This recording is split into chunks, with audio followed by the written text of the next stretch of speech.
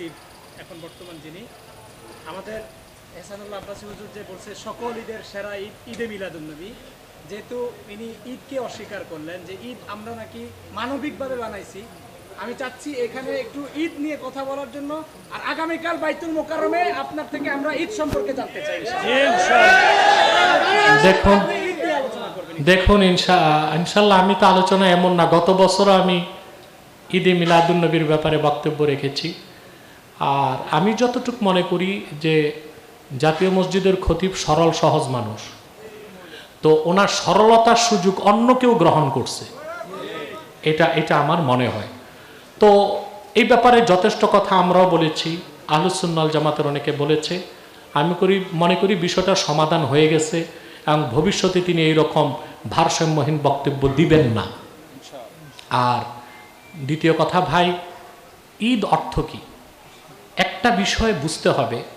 পারিভাষিক অর্থ একটা, লোগাতি অর্থ আরেকটা। একটা হচ্ছে মানাল ইস্তেলা, আরেকটা হচ্ছে মানাল লোগা। একটা হচ্ছে পারিভাষিক আর একটা হচ্ছে শাব্দিক। তো পারিভাষিক অর্থে ঈদ দুইটাই, একটা ঈদুল ফিত্র আর একটা ঈদুল আজহা। কিন্তু শাব্দিক অর্থে অনেক দিনকে শরীয়তে ঈদ বলা হয়েছে। যেমন জুমার দিনকে ঈদের দিন বলা যায়, আরাফার দিনকে ঈদের দিন বলা যায়। কথা বুঝতে পারছেন না ভাই?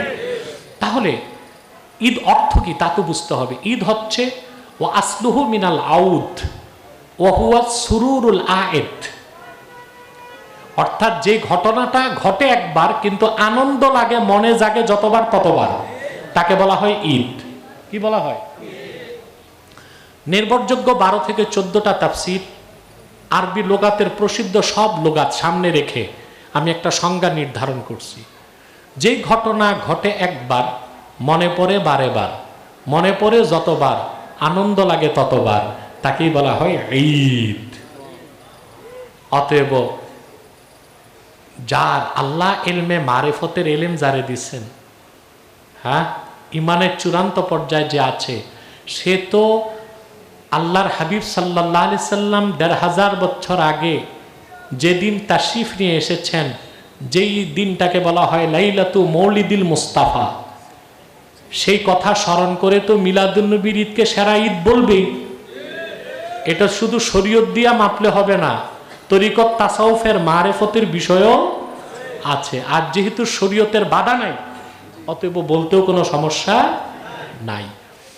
আল্লাহর আখিরি নবী, নবীগণের মাথার তাজ, আমার নূর নবীজি মোহাম্মদ মুস্তাফা সাল্লাল্লাহু আলাইহি ওয়াসাল্লাম আজ থেকে ১৫০০ বছর আগে রবিউল আউয়ালের ১২ তারিখ মক্কাতুল মুকাররমায় হযরতে মা আমিনার নূরময় রেহেম থেকে তাশরিফ নিয়ে এসেছেন। যেই দিনে, সেটা ছিল রাতের শেষ, দিনের শুরু, সুবহে সাদেক। সেজন্য সেই রাতকে বলা হয়েছে লাইলাতু মৌলিদিল মুস্তাফা। ইমাম আহমদ বিন হাম্বল, ইমামে কস্তালানি, ইবনু হাজার আসকালানি, ইবনু আবিদিন শামি, দুনিয়ার বড় বড় মুজতাহিদ মুহাদ্দিসদের মতে ইন্না লাইলাতা মৌলিদিল মুস্তাফা আফজালু মিন লাইলাতিল কদর। মুহাম্মদ সাল্লাল্লাহু আলাইহি সাল্লাম ১৫০০ বছর আগে যে রাতে তাশরিফ নিয়ে এসেছেন মক্কায়, সে লাইলাতু মৌলিদিল মুস্তাফা আল্লাহর কাছে লাইলাতুল কদর থেকেও লক্ষ গুণ, কোটি গুণ বেশি দামি। তো রবিউল আউয়াল মাস আসলেই মুমিনের হৃদয়ে ১৫০০ বছর আগের সেই লাইলাতু মৌলিদিল মুস্তাফার কথা স্মরণ হলে আনন্দ জাগে, আনন্দের বন্যা বয়ে যায়।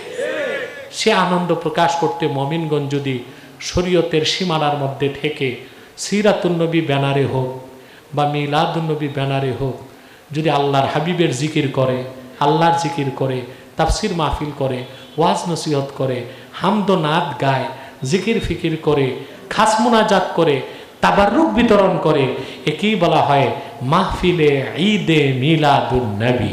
প্রত্যেকটা কাজই কোরআন সুন্নাহ দিয়ে প্রমাণিত।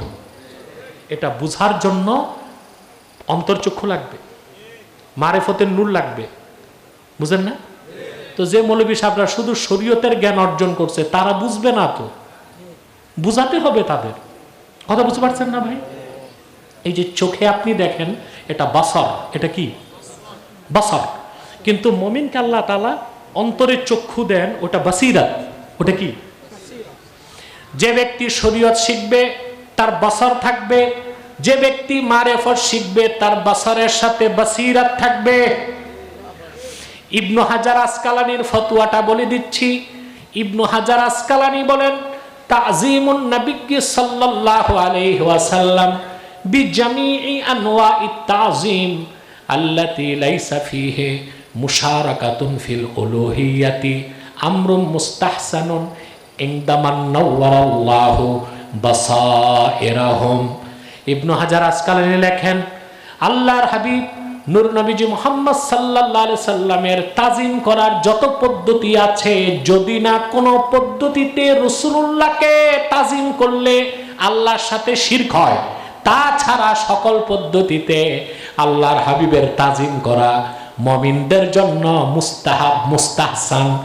সব মুমিন বুঝবে না, ওই সব মুমিনদের নিকট যাদের অন্তর চক্ষুগুলোকে আল্লাহ তাআলা মারেফতের নূর দিয়ে আলোকিত করে দিয়েছে। বুঝতে হবে। কয়েকটা কিতাব পড়ে ফতুয়াবাজি চলে না তো। ফতুয়া দিতে শরিয়ত, তরিকত, হাকিকত, মারেফত চারোটা ইলম লাগবে। আল্লাহ বুজুর্গগণ কি করতেন? ফতুয়া সমাধান করতে পারতেছেন না, রাতে আল্লাহর কাছে সাজদা করে কাঁদতেন, ইস্তেখারা করতেন, তারপর তারা সমাধান পেতেন। আমাদের দেশের মৌলবী সাহেব যখন খুশি তখন যা খুশি তা বলে উম্মাহের মধ্যে দ্বন্দ্ব সৃষ্টি করে দিচ্ছে। আমরা এটা চাই না, আমরা দ্বন্দ্ব কমাতে চাই। আমরা চাই মাসলাকগত বিষয়ের জন্য যুদ্ধ হবে না, বহস হবে না, সংলাপ হইতে পারে। কি হইতে পারে? সংলাপ হতে পারে। মাসলাক কোত্থেকে আসছে ভাই চিন্তা করেন না? সৈয়দ আহমদ বেরেলী রহমতুল্লাহর প্রধান খলিফা হাদিয়া বাঙ্গাল শাহ কারামত আলী জৌনপুরী রহমতুল্লাহ, যার হাতে 2 কোটি লোক মুসলমান হয়েছে, ওনার থেকে আমরা আরেক খলিফা নূর মোহাম্মদ জানজান্দি রহমতুল্লাহ থেকে ওলামায়ে দেওবান, আরেক খলিফা নূর মোহাম্মদ নিজামপুরি থেকে ফুরফুরা। কথা বুঝতে পারছেন? এবং জৌনপুর ফুরফুরা শাখা প্রশাখা সারা দেশব্যাপী আছে। তো গোড়াটা তো এক জায়গায়, সৈয়দ আহমদ বেরেলী রহমতুল্লাহ। তা আমরা ঝগড়া করবো কেন? মাসলাকগত দ্বন্দ্ব আছে। এই ক্ষেত্রে তো আমাদের স্লোগান আছে, মাসলাক যার যার, দিন ইসলাম সবার। আমার মাসলাক আমার কাছে, তোমারটা তোমার কাছে। কিন্তু ফতুয়া দিয়া তো ভেজাল করো, তখন তো ঝগড়া বেড়ে যায়, ঠিক না? অতএব মাসলাকগত দ্বন্দ্বকে আমরা কখনো ফেরকাগত দ্বন্দ্বে নিব না। আমার মাসলাক আমার, আপনার মাসলাক আপনার। যদি আমার কিছু বুঝতে আপনার সমস্যা হয়, বসুন, আমরা তো ভাই ভাই। কথা বলে না? এক সৈয়দ আহমদ বেরেলিরই উত্তরসূরি, কথা বলেন, এক সৈয়দ আহমদ বেরেলী রহমতুল্লাহর উত্তরসূরি। আমরা ভাই ভাই। আমাদের মাসলাক ভিন্ন ভিন্ন, মাশরাব ভিন্ন ভিন্ন। মাসলাক ভিন্ন ভিন্ন, মাশরাব ভিন্ন ভিন্ন, আছে না? এক আলহামদুলিল্লাহ, এক আকীদা আলহামদুলিল্লাহ, আকায়েদে কোনো সমস্যা নাই।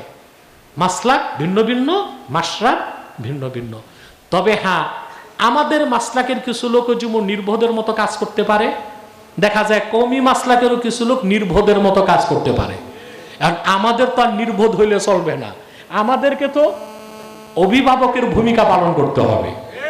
আমরা বসে নিজেরা সংলাপের মাধ্যমে ঠিক করে নিব। কি বলেন ভাই? তাইলে আগামীর বাংলাদেশ আমাদের। আর যদি আমরা এই যে মাসলাকগত দ্বন্দ্বকে লড়াই ঝগড়ায় পরিণতি করি, তাহলে দেশ আর হাতে থাকবে না, এই বলে দিলাম। দেশ যাবে বিজাতির হাতে। তখন কই দাঁড়াবেন? কই? এই যে টুপি নিয়ে ঝগড়া করবেন, কল্লাই তো থাকবে না, তো টুপি বসাবেন কি? এগুলো আমাদের বুঝতে হবে। সব মাসলাকের আলেমদেরই মাসলাকগত বিষয়ে সহনশীল হতে হবে। কাফের মুশরিক রামবাম নাস্তিকদের বিরুদ্ধে আমাদের অবস্থান হবে বজ্র কঠোর। নিজেরা হব পুষ্পের মতো কোমল। কি বলেন ভাই? আমরা নিজেরা বসে কি করব? বুঝাবো। একবার না 10 বার বুঝাবো। আল্লাহ আমাদেরকে হেদায়েত করুন, আল্লাহ আমাদেরকে কবুল করুন, আল্লাহ আমাদেরকে মঞ্জুর করুন। শামসুল আলম সাহেব কিছু বলবেন না? দোয়া করে দিন, বলেন। আমার কিতাবগুলো আছে, নিয়ে যাবেন। নির্বাচিত তাফসীর প্রথম খণ্ড, এটা সূরা ফাতিহার তাফসীর নেবেন। নির্বাচিত তাফসীর দ্বিতীয় খণ্ড সূরা ইখলাস, সূরা ইনশিরাহ, 2টা সূরার তাফসীর। আর বুখারী